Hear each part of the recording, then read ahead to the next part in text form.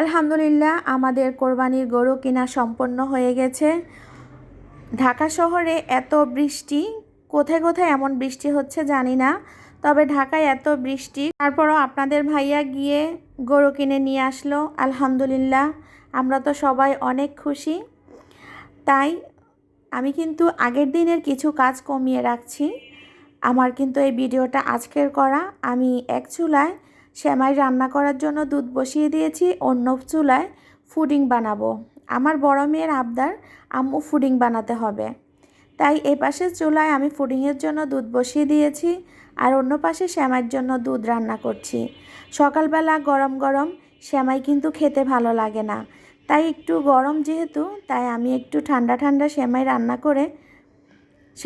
করে ফ্রিজে রেখে দিব যেন ঠান্ডা হয়ে যায়। আর এদিক দিয়ে কিছু মুদি বাজার এনেছিল, সেগুলা গুছিয়ে নিচ্ছি। আমার বাচ্চারা কোকোলা নুডলসটা অনেক পছন্দ করে, তাই কোকোলা নুডলসটা এনেছি। চা পাতা, দুধ, চিনি, ম্যাজিক মশলা, তারপরে কিছু বিরিয়ানির মশলা, রোস্টের মশলা, গরুর মাংসের মশলা, লবণ, সব মিলিয়ে একটা সংসারে মুদি বাজার যা লাগে তাই করা হয়েছে। এখানে ভিম সাবান, হুইল সাবান, আরও কিছু মশার কয়েল এগুলো এনেছিল, কারণ আমরা তো ঢাকাতেই আছি, তাই আমাদের পরিমাণ মতো আমরা বাজার করে নিয়েছি। আর আমার যা আছে তাই দিয়ে আপনাদের সাথে আমি সবসময় ভিডিও দেওয়ার চেষ্টা করি, কারণ আমি মুদি বাজারগুলো ঠিক এভাবেই বক্সে করে ড্রামে করে রেখে দেই, যেটা আমার কাছে অনেক ভালো লাগে। একদম সব কিছু এক জায়গায় পাওয়া যায়। আর এখানে হচ্ছে আমার রান্নাঘরের তাকে আমি একটু কাজ করে নিচ্ছিলাম, সেটাও আপনাদের সাথে শেয়ার করে নিলাম। আর এদিকে দুধগুলো বারবার নাড়া দেওয়া লাগে, কারণ আমি একটু কম আগুনে বসিয়ে রেখেছি, যাতে করে দুধটা যেন পড়ে না যায়। আর দুধ পড়ে গেলে চুলাটা একদম নষ্ট হয়ে যায়, সেটা পরিষ্কার করতে আরও বিরক্ত লাগে। আর এদিকে আমি শ্যামার জন্য লং, এলাচ, তারপর হচ্ছে তেজপাতা আর লবণ আর পরিমাণ মতো চিনি দিয়ে দিচ্ছি। দিয়ে কিছুক্ষণ নাড়াচাড়া করে আমি আবার গুঁড়া যে দুধ থাকে, আমরা সবসময় ডিপ্লোমা দুধটাই খেয়ে থাকি, সেখান থেকে একটু কিছু দুধ দিয়ে দিব, তাহলে ভালো একটা সেন্ট আসবে। আমি কিন্তু সবসময় এভাবেই সেমাই রান্না করে থাকি। আপনারা কীভাবে রান্না করেন অবশ্যই কমেন্টে জানাতে পারেন, কারণ আমার বাচ্চারা এভাবেই পছন্দ করে। আমি খুব সিম্পলভাবে সব কিছু করার চেষ্টা করি। আমার দুধ রান্না করাটা কিন্তু হয়ে গেছে সেমাইয়ের জন্য। এখন আমি এই পাতিলে ঢেলে নিচ্ছি। তারপর এই যে গরম মশলাগুলো দিয়েছি এগুলা উঠিয়ে নেব। তারপর সেমাইয়ের প্যাকেট কেটে সেমাইটা দিয়ে দেব। আমার বাচ্চারা কিন্তু ঠান্ডা সেমাইটা পছন্দ করে, তাই আমি ওদের জন্য আগের দিনে এভাবে সেমাইটা রান্না করে নিচ্ছি। আর আপনাদের ভাইয়াও ঠান্ডা ঠান্ডা সেমাই খেতে খুব পছন্দ করে। আমাদের পরিবারের আসলে আমরা সবসময় চেষ্টা করি আমাদের পরিবারের মানুষজন কিভাবে খাওয়া পছন্দ করে। এবার ঈদে বাড়িতে যাওয়া হয়নি, তাতে একটু মন খারাপ হয়েছে, কিন্তু এদিক দিয়ে খুশি আছি যে হাজব্যান্ডের সাথে আছি।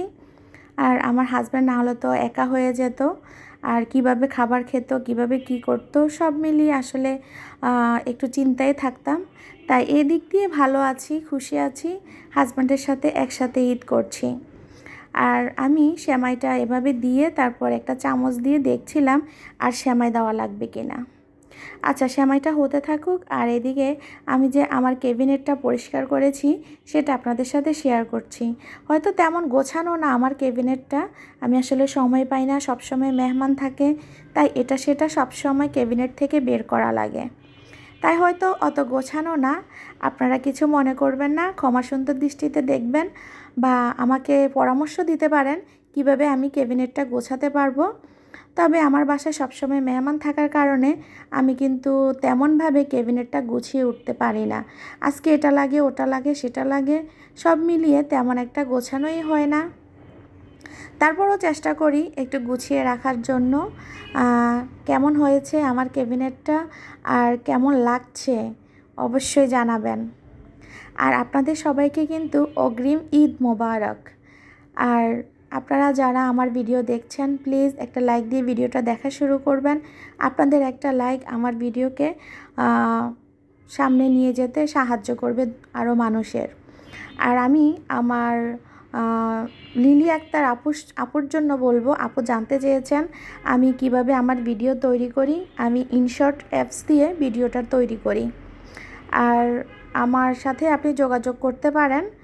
যোগাযোগ করলে আমি হয়তো বাকিটা বলতে পারবো, কারণ আমিও তেমন ভালো পারি না, যতটুকু পারি ততটুকু দিয়ে ভিডিও দেওয়ার চেষ্টা করি।